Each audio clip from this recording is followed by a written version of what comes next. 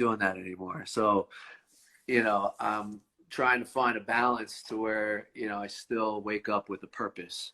And it's been tough. I got to be honest, it's been really tough. I think just today is the first day that I woke up and I got up at early hour like I used to, right? So it's still, and I think everybody should do this because it still gives you a purpose. Even if, Yes. even if you're, right, you know what I mean? Like, even if your task is to clean the bathroom or do laundry, make your bed, like, those simple things will start a chain reaction so that you actually feel like you accomplished something, even though you're still, quarantined or stuck at home.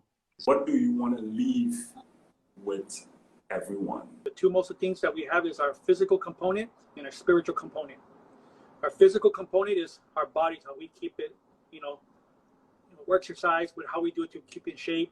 For health, it helps us to fight sickness, helps us to fight our body stronger. Our immune system, our lungs, how we when you run a yellow cardio, you're building your lungs. See, this COVID-19, when it attacks you, it attacks your lungs, it attacks your breathing. And if your lungs are weak and soft, you're going to get hit harder. The stronger your muscles are, your chest, your lungs, it's going to help you fight. It's going to give you that more of a fighting chance, a stronger chance. I'm just going to put that out there. So there is exercise advantage to this.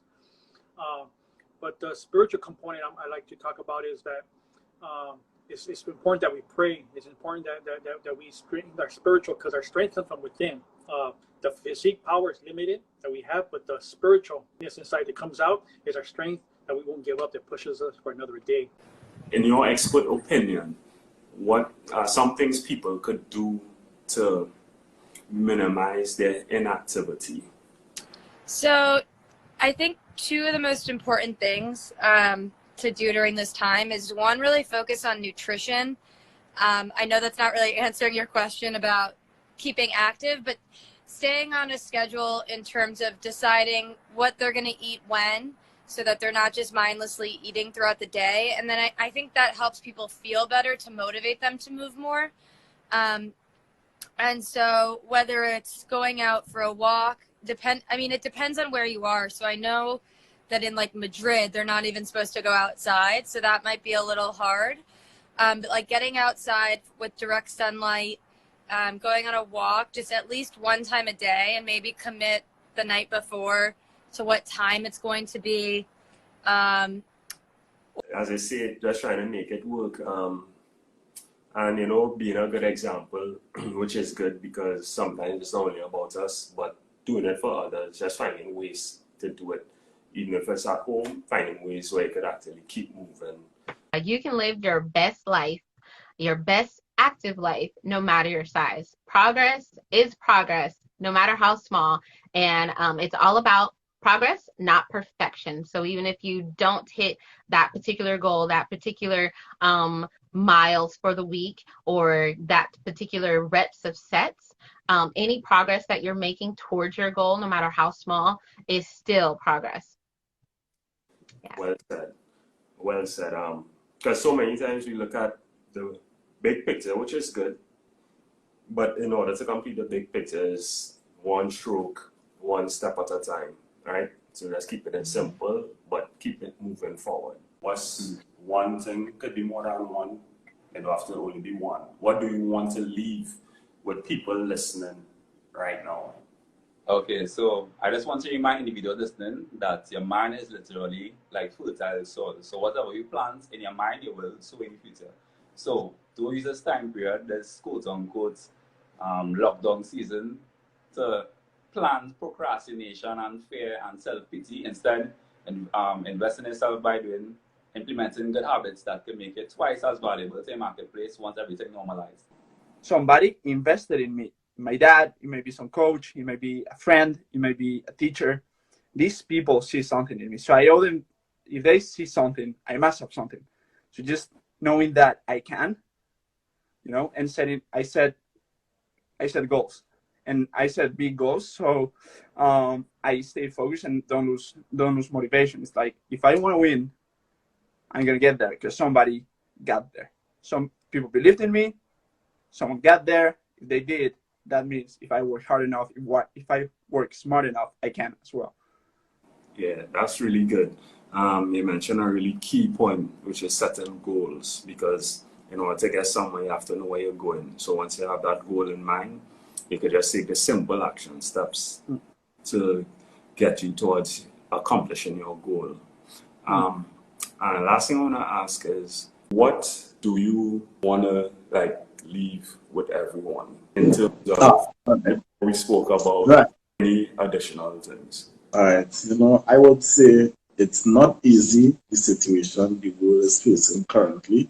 I would urge everybody, in the various countries to try to, one, pray, because, it's only the Lord will take us out of this hole that we are in right now. Two, try to obey the laws of the land. And, the various leaders, prime ministers, presidents, try to obey what they are telling you, because it's in your best interest, for your safety, for your family and friends around, and yourself, and try to, you're in a position where you're at home and you have the world at time now. You have the world at time. So use that time not to just go on social media and look at things that will not benefit you. But yeah, so the downside of not being able to travel is not being able to physically touch and feel the energy of people working out with you, dancing with you in the room. The upside is that we've been able to reach so many more people online that haven't been able to dance or work out in person, and be able to channel that same energy through online. Cass, what motivates you? Right. So what motivates me is actually just being well and being healthy. Even if God forbid you're to get the corona or any other disease, at least your immune system is built up, at least your fitness is built up, at least you are constantly preparing yourself to be well. You're constantly guarding yourself against things that could come against you. Not saying that you're immune to it totally, but you're helping. And there's nothing that tastes as good. There's nothing that is great. Being in the house is nothing compared to what is going on outside with people, continuing to get the virus, and there's been a lot of deaths around it. So I've just been really practicing a lot of gratitude, and just being in a space of being thankful, because there's people out there who have real problems, and just trying to be a resource in this time, as we all get used to what the new normal is going to look like, whatever that will be. Yeah. Really, definitely.